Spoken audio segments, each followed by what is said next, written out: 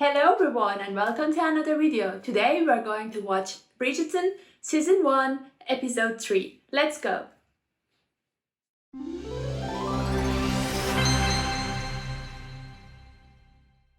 Okay, let's jump into the episode.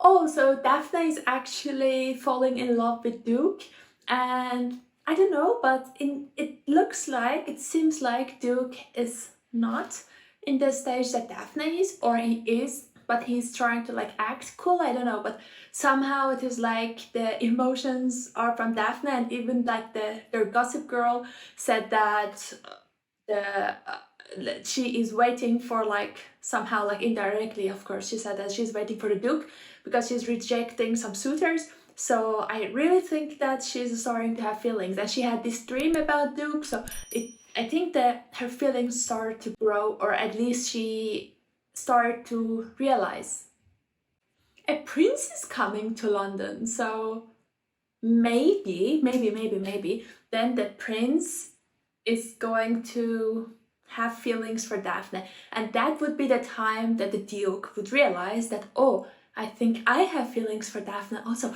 That can be, because it's sometimes in this situation that the guy doesn't know what's going on, or the girl doesn't know what's going on. A person who is like a competitor would be a good trigger. So you know, the cousin was pregnant and she said that her lover is fighting in Spain, and she wrote him a letter explaining the situation, and apparently he's not sending back an answer. So, and oh, that's hard for her, because especially in these situations a lady is more sensitive, you know. The Lady Featherington wants to find a husband for the cousin, so they're trying to somehow act like she's not pregnant and trying to find a husband, and then they say that the child is from the other guy.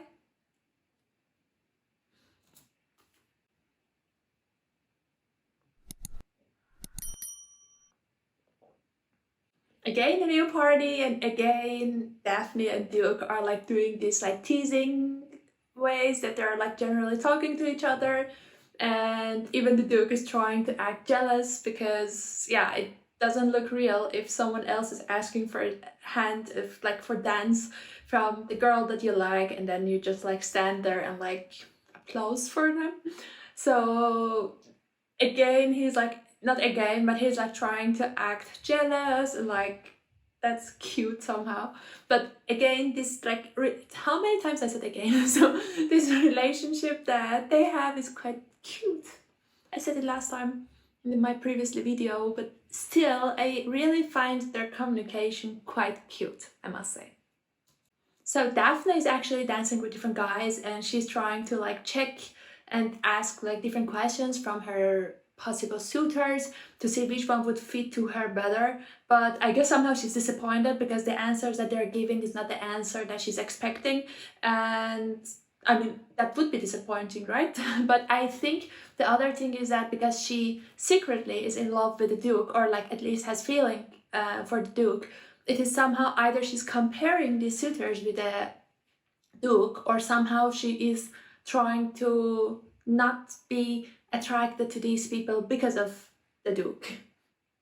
Okay, that's quite funny. So the prince came, and one of the girls is saying the king is from Prussia, and then the other girl's saying, oh, I love Russia. It's just, come on, read a little bit.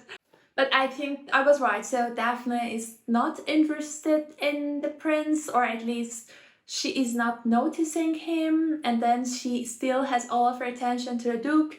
And I think this is also a way that sometimes you can attract people simply by when you're not paying attention to them. They, especially the people that generally are used to getting so much attention from other people, it is something unusual. And for some people it can be attractive when you're not paying that much attention like the others to them. And of course she had other like characteristics, and like maybe her like appearance would play a role also, and that's how I think the prince is starting to have some affections for her. But I mean, it's so soon to talk about it, but I think it's like this. Okay, just one short thing. So I don't know actually how accurate, historically, let's say accurate, this movie is, and I don't know like if the queen really had relevance from Germany or Prussia at that time. I don't know if really these relations are happening, and I'm not going to watch it because of like its historical accuracy. So that's why I don't know if some people would say that like this is not historically accurate. I have no idea, and I'm not watching it as like a documentary, you know? I'm just watching it because it's interesting. And it is like it's interesting and it is also entertaining. I don't know if I'm hearing it correctly or not, but the tailor lady, who generally has somehow like a French accent when she's speaking in English, when one of her friends went there to meet her, suddenly she started to talk with a very British, I assume, accent. So is she really pretending that she's French when she's not? Or how is it? So, or it is just like my ears that I'm hearing the accents wrong. But is it possible that just like because generally like the French tailors are like better tailors, so that's why she's pretending like she's French, or she has more to hide? Hmm.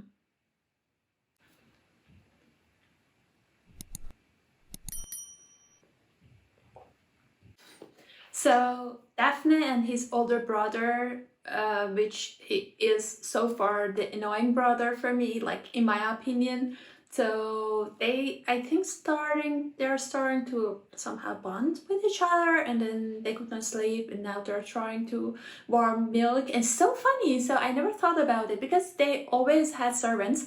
They don't know even how to warm a milk. So this is quite interesting. So because they were always preparing the girls to be a good wife, I thought that they are like an amazing cook, an amazing tailor. You know what I mean?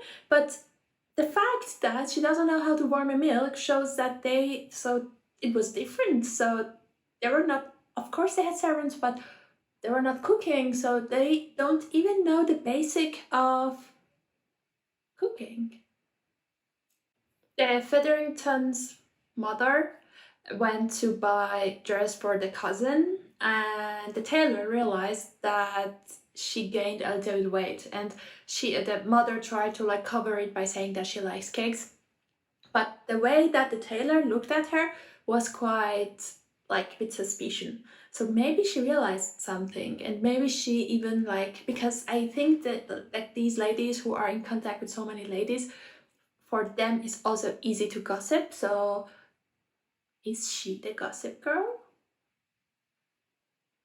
Is she the Lady Whistledown? Because she also hid his accent.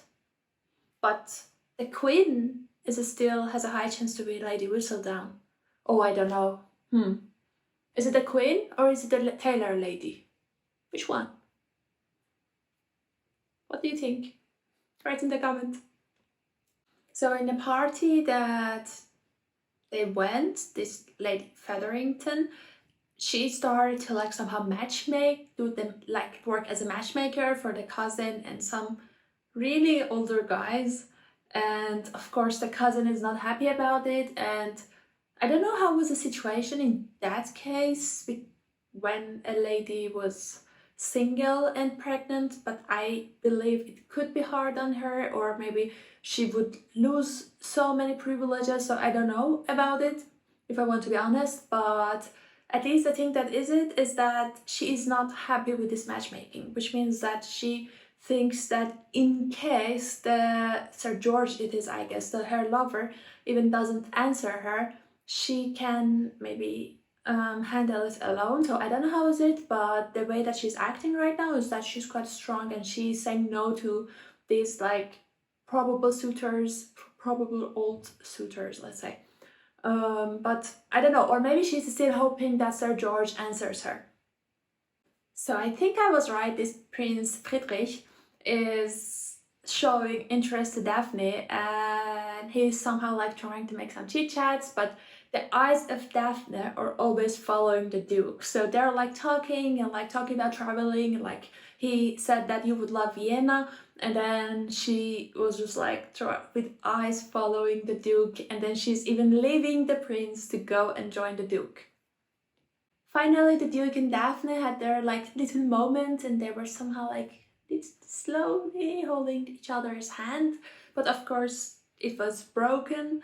But so maybe this like relationship is starting to be more like affectionate, and maybe they start to like realize that both of them. So I guess that Daphne knows, but if the Duke knows is still a question for me. But I think maybe from this point, he really starts to realize that something is happening. And honestly, I think that the Duke started also to realize that something is going on in his heart, at least, because I didn't talk about it, but like one of these opera ladies that the brother of Daphne actually is in love with her, she started to flirt with the Duke, and she invited him to an after party after her opera. And then the Duke probably supposed to go, but after the party that he was with Daphne and this holding hand happened, he refused to go to that opera. So maybe he really started to also to feel like something is happening in his heart. So the queen really wants that this Prince Friedrich become in connection with Daphne, or even like make like her his wife, because he says that she's incomparable and it's not important if her heart's with someone else, but it's important that her hand is free. It's like, it means probably that she's not married. And yeah, so she's somehow pushing Prince Friedrich that he goes to toward Daphne, and like somehow maybe at the end proposes a very, of course, advanced step, but at least I guess the queen is trying to like push him in that direction. So somehow I was right, because about the cousin and like her situation, that maybe she is going to go through hard times if she is a single mother without having a husband and having a child. And the Lady Featheringtons took her to a neighborhood that is apparently for like the women who were pregnant without having a husband, and like it's a very, very sad and probably poor neighborhood. And she's trying to like somehow trigger the cousin to follow her ideas about finding someone to get married to like avoid being in these neighborhoods. So Lady Danbury, the somehow savior of the Duke, she's telling him that if you have interest in Daphne, just go and propose to her, and if you're not, just leave her alone, because the Prince Friedrich is also in love with her, or like has interest in her. And then if you start to like act like this without like leading it to somewhere, she's going to lose a good opportunity, which in this case is the prince. And she's somehow like trying to push him to make his mind, but I think in his case it is just going to push him away, because of course he's so much like against marriage and having a child. So I think in this case it's going to push him away. Okay, so as I thought, the Duke started to repel Daphne because he said that you have a good suitor now, it's the prince, and I'm going to leave here, and yeah, he's a good suitor, just to stay with him.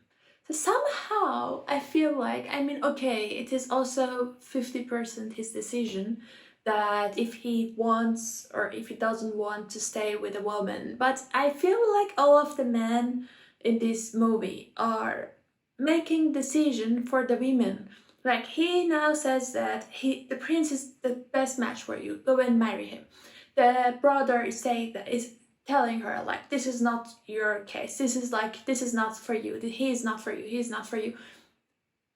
One thing, the decision of a woman is for a woman, so it's none of your business, especially the brother, like that he always tried to like be nosy about who she's going to date, and now that the Duke is saying like, yeah, the prince is a good match for you, go for him. So somehow it's like all of the men in this movie, or at that time, if I want to be like more accurate, were trying to make decision for women. Maybe it was the way that was, on that time, but still it's annoying.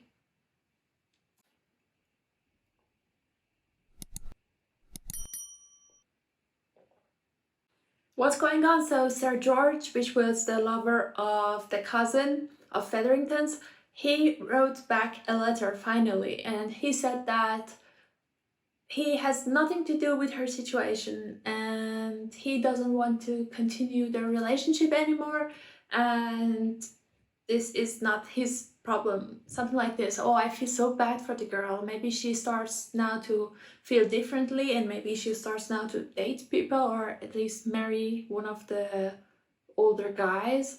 But why this Sir George is so irresponsible about the thing that he did?